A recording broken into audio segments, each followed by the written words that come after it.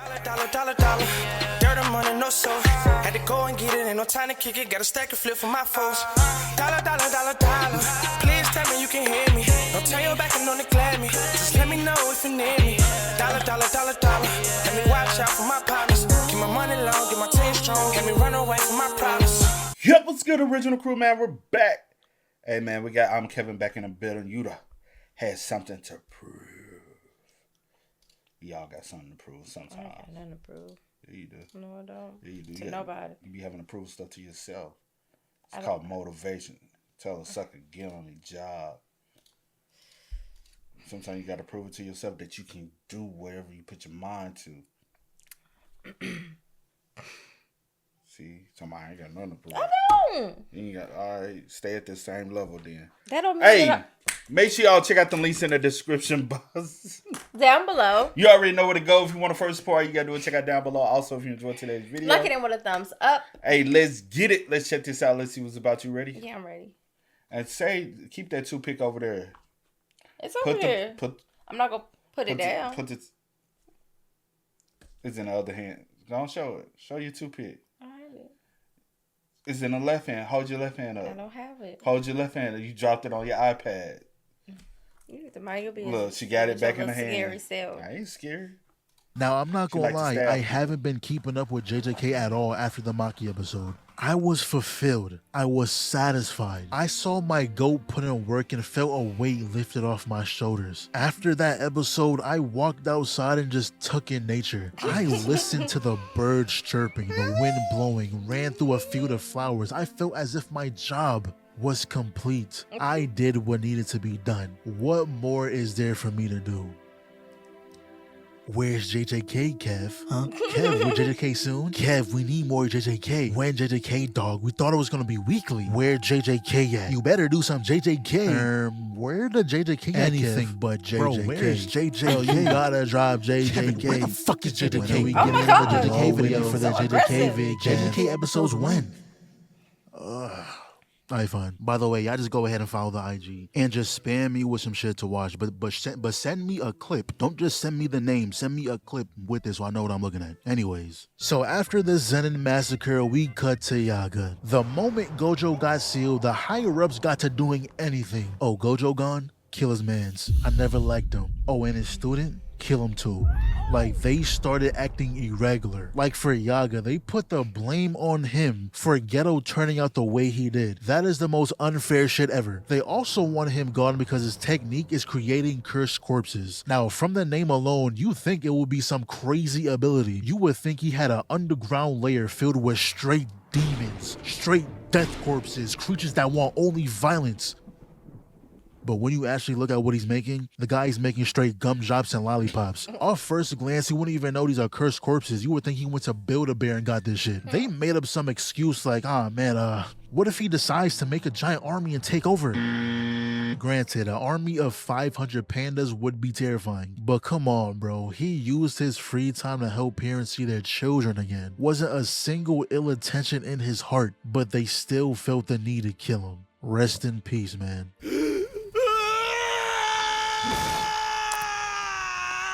So afterwards, we see Yuji and Megumi trying to get to Hakari, who currently runs some type of fight club. So the plan was to blend in. Hakari already doesn't like his Jujutsu High folk, so we gotta act like we belong. Yuji was the one who's gonna fight, and if you put on a good enough show, you'll be allowed to meet the boss, aka Hakari. Now, I'm not gonna break down his fight, because his opponent ended up being Panda. They're both here trying to find Hakari, but I will say, Mappa had no reason to go as hard as they did for this goofy ass fight. One thing about JJK is that the hand-to-hand fights, they know what they doing. Also, since when was Megumi able to hide in shadows? Now keep in mind, season 1 is a complete blur to me. If he did that back then, I don't remember. Anyways, Yuji defeats Panda and was granted a meeting with Hakari. And Yuji's whole thing was supposed to blend in, right? So tell me why. Hakari gonna mention Gojo and this dumbass gonna say, Yeah, who's Gojo? Nigga, Gojo gets glazed by every single sorcerer on the face of the planet. What do you mean, who's Gojo? And I don't even know what he's trying to hit Yuji with. Doors? And look at that knee, my goodness. Knees buckled, connected straight to the jaw, almost gave him whiplash. But it cuts back to Megumi, and this dude is jumping through shadows, taking people out one by one. He really has the facilities to be a true threat. Yeah, Megumi haters can stay over there, away from me. I'm 90% sure he's gonna get outshined by half the cast, but he's good in my books. But him and Panda make it to the roof, but Kirara's there. Megumi immediately sends his hound, claws sharpened, jaw ready to clamp down. I thought we was trying to make an ally, not an enemy for life. What if her power didn't activate here and your dog just annihilated her? Hakari would have walked outside to his girl in pieces. So she marks them with her curse technique, and that stops them from getting close to her. And look at that pure demon standing next to Megumi. That is what Akamaru looks like standing next to Kiba. So they try to explain how Tokyo is in utter shambles. They're not trying to fight Hakari, they actually need his help. And how Gojo got sealed. All it took was that last part for her to immediately think they're lying. Gojo being sealed doesn't even sound real. And then Megumi and Panda sat here and had a whole discussion trying to figure out how Kiara's powers worked. I don't know why she just stood there and allowed them to do that. I'd be over there yelling a whole bunch of nonsense in their ears, dancing all in your face. I'm going to annoy you to the point where you just leave. Scuba, scuba. Now imagine hearing that for an hour straight. They gonna have pure hatred for me by the end of this. Also, the reason Jujutsu High casted out Hakari and Kirara is because their techniques are too hard to understand. Wow. The higher-ups like simple things, you know, like Nobra, hammer and nails, the occasional voodoo doll. It's pretty easy to understand. But Hakari and Kirara was the exact opposite, and to be honest, I'm with the higher-ups. Hearing the explanation of her technique for the first time, I felt like I needed to pull out a pen and paper and start taking notes. So Kev, you gonna explain what it is? No. Came to the wrong vid for that, buddy. The only thing I got from that is that when she marks something, it's impossible to get close to another marked object unless it follows the correct order. Anyways, Kirara finally decides to do something, so she marks the closest vehicle in her vicinity, making it automatically launch itself, smacking Panda. Megumi then figured out that anything she marks has to be imbued with her curse energy, so he found the path he has to take. Simply touching it would allow him to reach Kirara, not gonna lie. She kinda swaggy. She was throwing marked coins, pretty much speed boosting herself to block Megumi, though he throws a rabbit at Panda so he can throw it at the mark, and long story short, Megumi outplayed her. He tells her, look, just hear us out. Now for this, Yuji wasn't looking for a fight. He was determined to stand his ground. No dodging, no fighting back until Hakari accepts him. Now I'm not gonna lie, I'm a Yuji hater through and through. That's what I stand by. But I would never be a liar. This was tough. Hakari's whole thing is having passion for something. So Yuji stood there and showed him, this is what I'm working for. Yeah, I'm a cog in a machine, but every cog has a function. Okay, Yuji, I rock with that.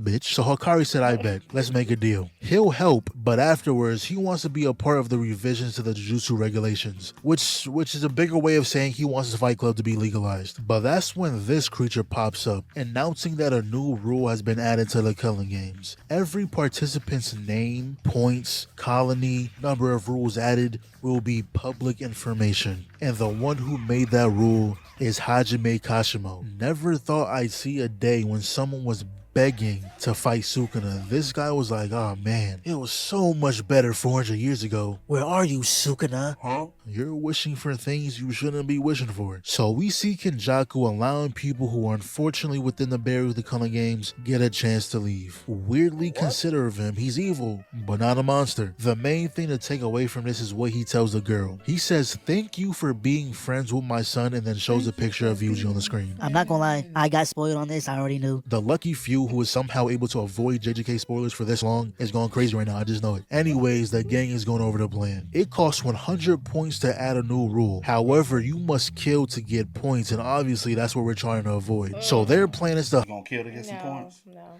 See, it's part of the life, man. She said, I ain't made like that, though. My I'm life. not gonna take nobody's life. So, If I don't have to. what if it was life for a life? You had to survive. I said if I don't have to. Did you you don't miss have that to, part? but you don't have to. It's like, hey, If you don't, we gonna kill you. What you gonna do? Do what you gotta do. I'll think about it. You'll think. Oh, we are. Give me 24 hours. No. We use 24 seconds. Nah. I'm so not. You dead. So well, you dead. Say we in this Come on. So you in dead? this fictional world. Okay. You know, and I'm, doing what I gotta do. Do what you got to do. Maybe. In living color. Okay. But for real, no, I wouldn't. No, I'm saying like, come on now. Shit. I'm like, where you at? I'm saying like, where you at? In this world, maybe I would. In real world? No, you in never real know. world, I would not. So you just gonna die? Babe, we talking about for real, in real life. I'm saying you never know what might happen in the next 10 years. 10 years ago, we wouldn't think we was at where we at today. Come on now, let's be real. So 10 years from now, it's some shit. I'm not just gonna be going out here taking people, No, they say you have to take somebody's life or you gonna die. But why I gotta take their life? That's the premise of the whole. Why am I in this situation? That's the whole premise. Again, you never know what might end up coming out. You know what I'm saying? I don't know what kind of government we got going on. Okay, I don't know what or who I will be in 10 years. So let's just move on. It might be an apocalypse. It's just like, God damn. It's either him or me. Shit, fuck it. Get him, y'all.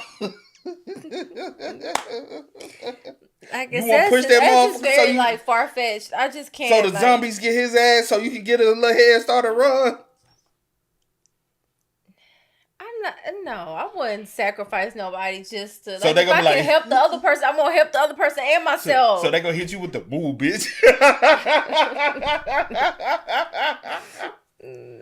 Y'all be so selfish. Hunt down anyone with 100 points and force them to add 2 rules. One of them being to make it possible to transfer points to another player. And the second one being to make it possible to spend enough points to lead a game. Oh, and by the way, there's gonna be reincarnated sorcerers from 1,000 years ago participating in the games. Hence why Kashimo mentioned Sukuna so casually. So Yuji and Megumi walk in, but of course, they're teleported to random spots. They can't make it too easy for you now. Off the spawn, he gets attacked by some girl with a jet engine on her head. All those explosions, all that rigmarole, just to get knocked out by a flying pipe.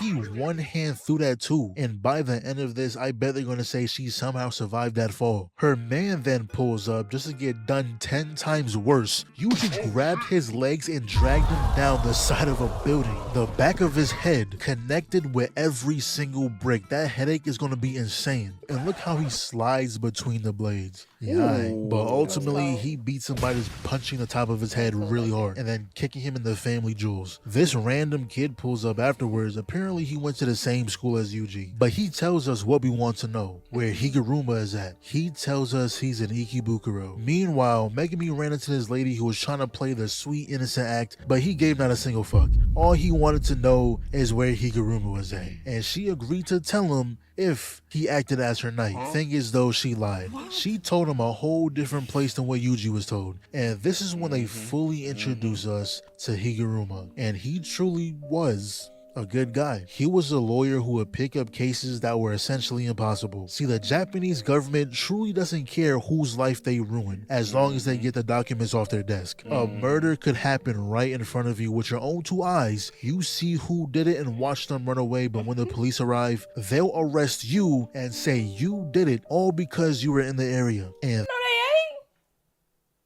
And I'm a snitch, so I probably... You still going to jail. I know, that's what I'm saying. I'm saying I'm a snitch, so I'll be the one getting arrested because I'm the one that made the phone call and said, yeah, I seen everything. They were like, well, you better get locked up. See, that's why your black card get revoked. Stop snitching.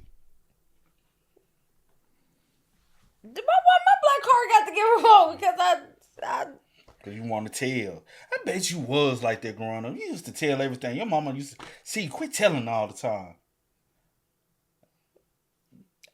Mind your own goddamn you look like you a Karen.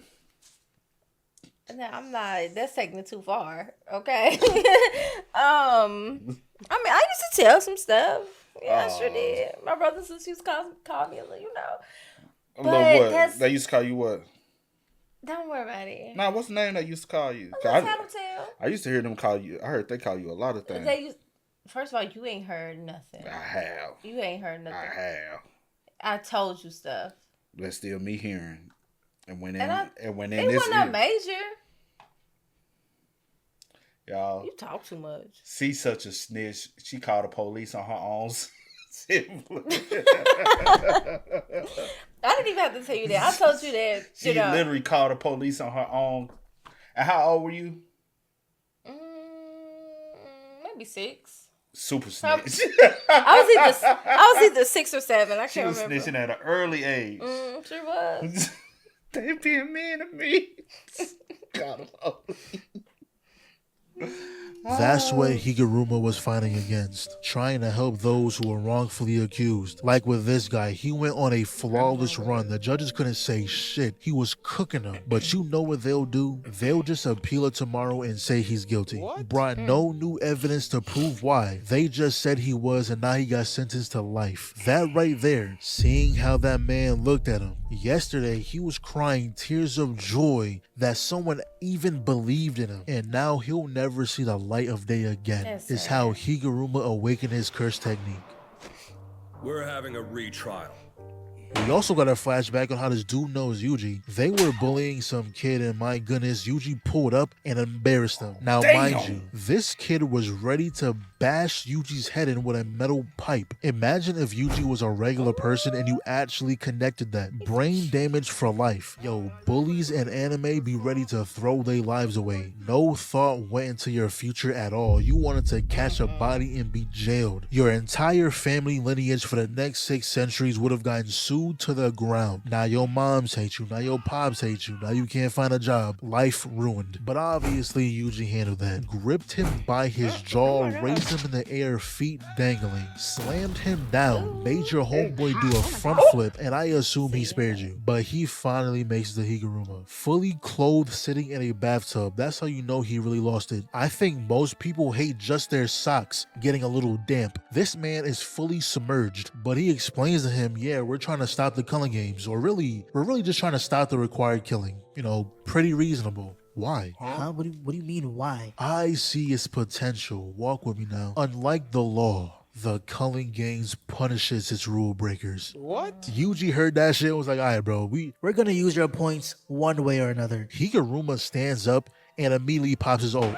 Popped his domain expansion instantly. Not a single punch was thrown. But his domain wasn't a guaranteed hit domain that everyone else has. His was based on a trial. The judge man brought up a time Yuji went into a casino when he wasn't 18. And what Yuji has to do is prove himself innocent. And that is what he did not do. He was guilty. The result of that was him unable to use curse energy. So for this entire fight, he's working off pure physical strength. Blocks the gavel, weaves a double swing, grabs his arm, Higuruma blocks his punch, smacks it out his hand, but all that did was give Higuruma sauce points. Proceeds to gunk his forehead. Through the gavel, Yuji throws it right back, and this nigga really just fixed his tie mid-scuffle. And not only that, rather than just catching it, the dude teleports it back to his hand like, alright bro, we get it. And can someone tell me why the narrator thought it was okay to read a full chapter of a novel book while the fight is going on? Niggas think we watching with a Sharingan. I can't keep up.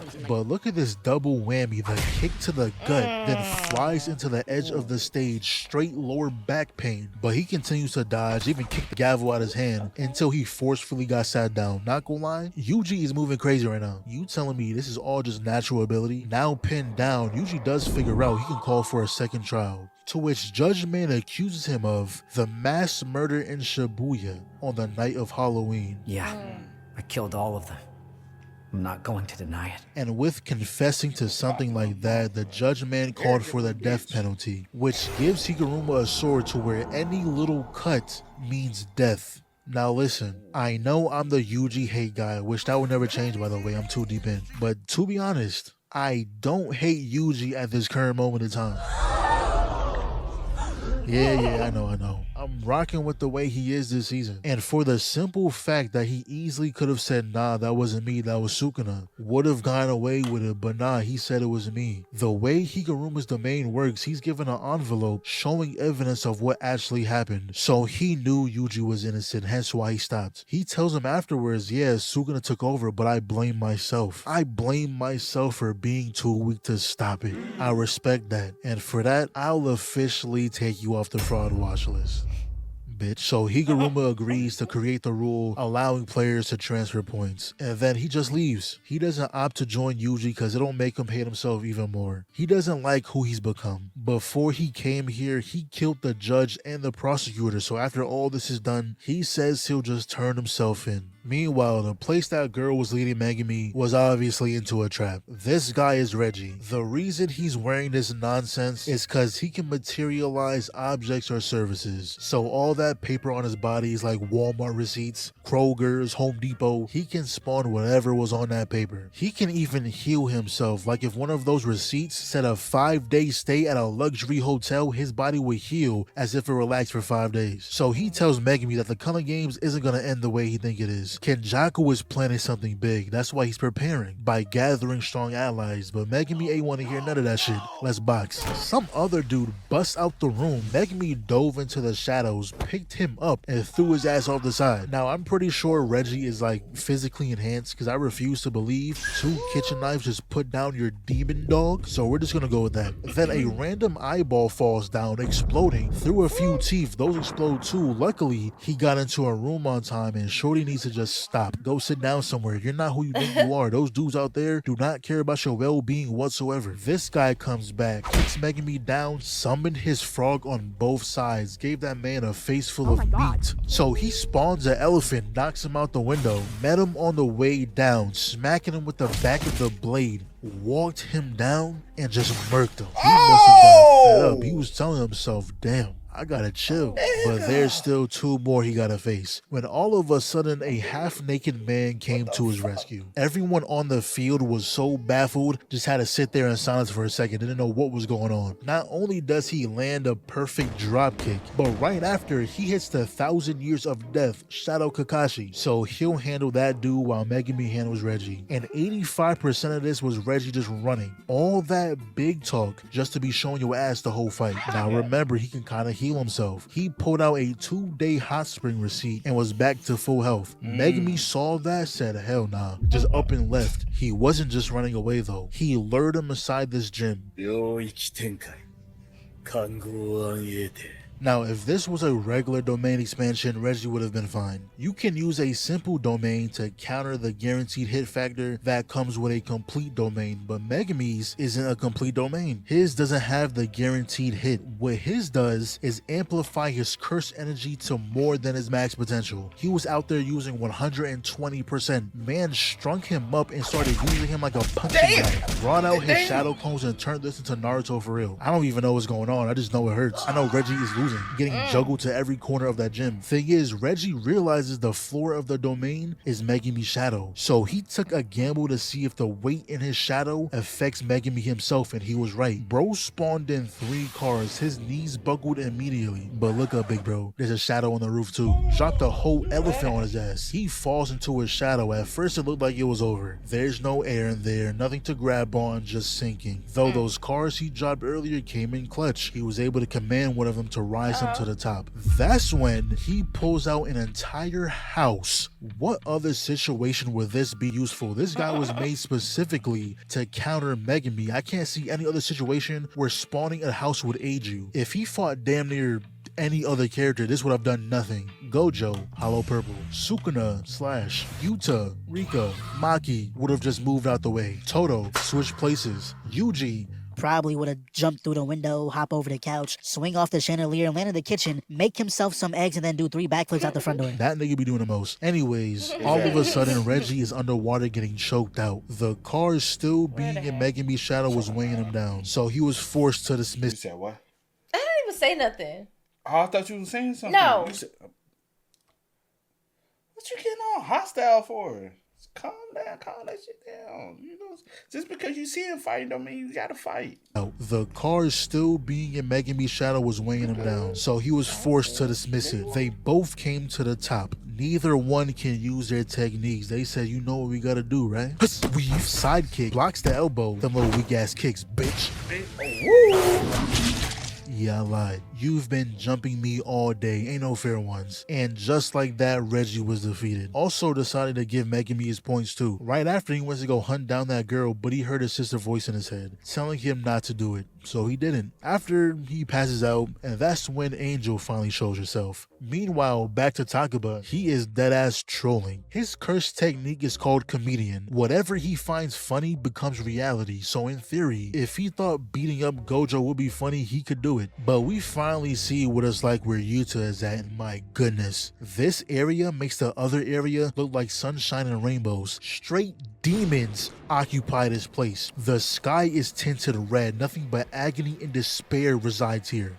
But Yuta's here to clean up. Took down one of the heavy hitters in the outro scene. So Yuta is currently helping regular civilians get to the edge of the barrier so they can escape. My question is though, did they not get the same offer as other people? Did Kenjaku only give specific people the choice to leave or not? Is it like a curse energy thing, like you gotta have a certain amount for him to even care? Y'all let me know. But all of a sudden, we see two dudes running from a tsunami of roaches. He tries to save them, but yeah, it was nothing he could do. This was another one of the heavy hitters in his colony. And honestly, Yuta cooked this dude. Instant chopped off his arm. Made sure he couldn't get it back. Hit him to the other side, grabs his sword. He really did that just to flex, to be honest. Could have kept the sword in his hand and do the exact same thing he just did. So since this is a cursed spirit and not a sorcerer, all he has to do is fire positive energy into it, but Yuta knows he's being watched and doesn't want to give away that he can use reverse curse technique. And look how he waited for it to get close to do something about it. He's clip farming. Slices the two bugs behind him, ends up making him close his eyes. Can't say it blinded him because clearly he can see perfectly fine. Thing is though, some creatures spawn out of his shoulder, messing up his swing, getting him a sword to the gut. So the way Yuta won this is by giving him a smooch. So in my head, I'm like, oh, great. He hid the fact that he can use reverse curse technique. No, not at all. Before he can even catch his breath, some lady whispers in his ear, then proceeds to send him flying through 14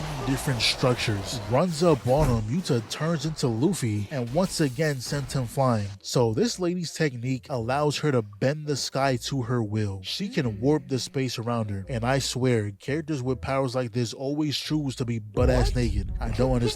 Like, yeah, you're wrapping the space around your body so nothing is showing, but is that really easier than putting on some pants? Anyway, she tackles him out the building, choking him out in the sky when someone else fires an entire beam.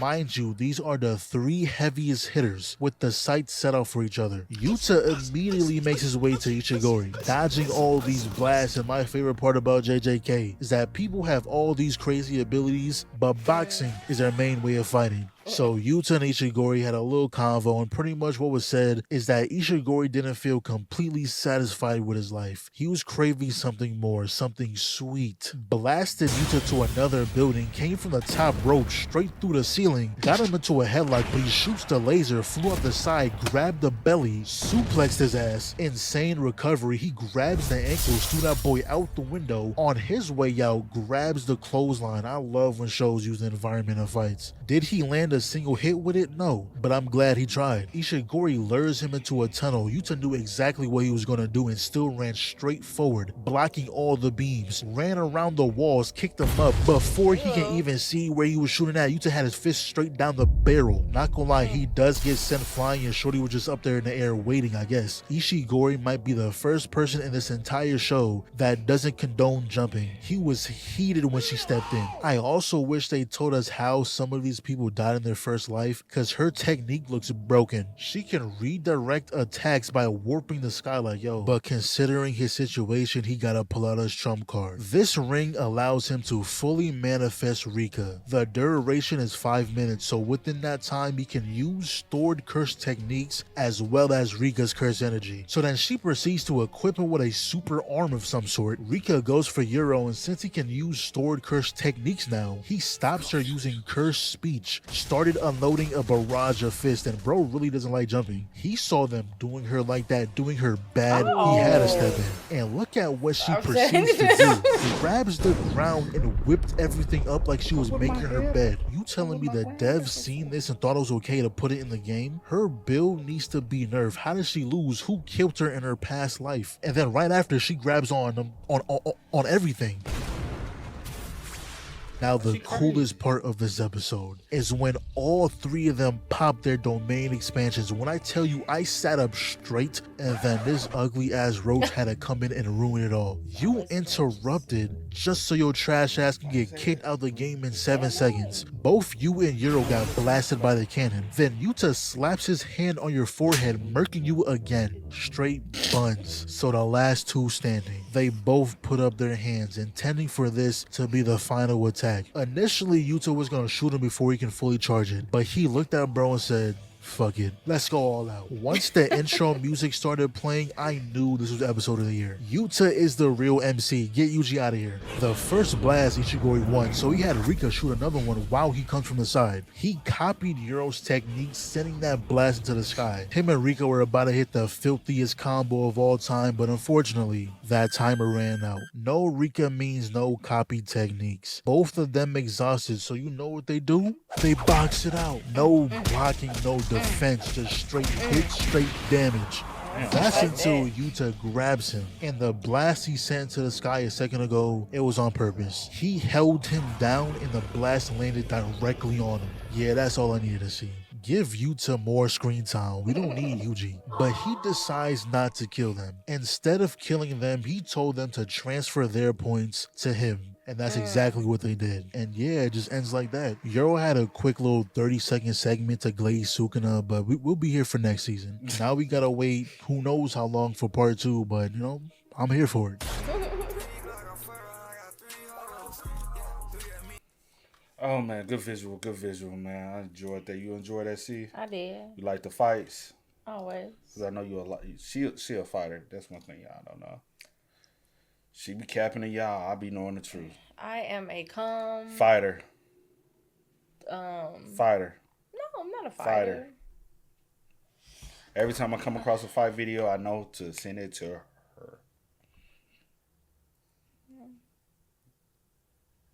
I'm not though. Cap. Y'all spell us up, man. Let us know y'all thoughts in the comments down below. But until next time, y'all know how it go, man. I do go by the name DJ No Kid. This is Kirara. We are. We out. Go and get it, ain't no time to kick it. Got a stack of flip for my foes. Dollar, dollar, dollar,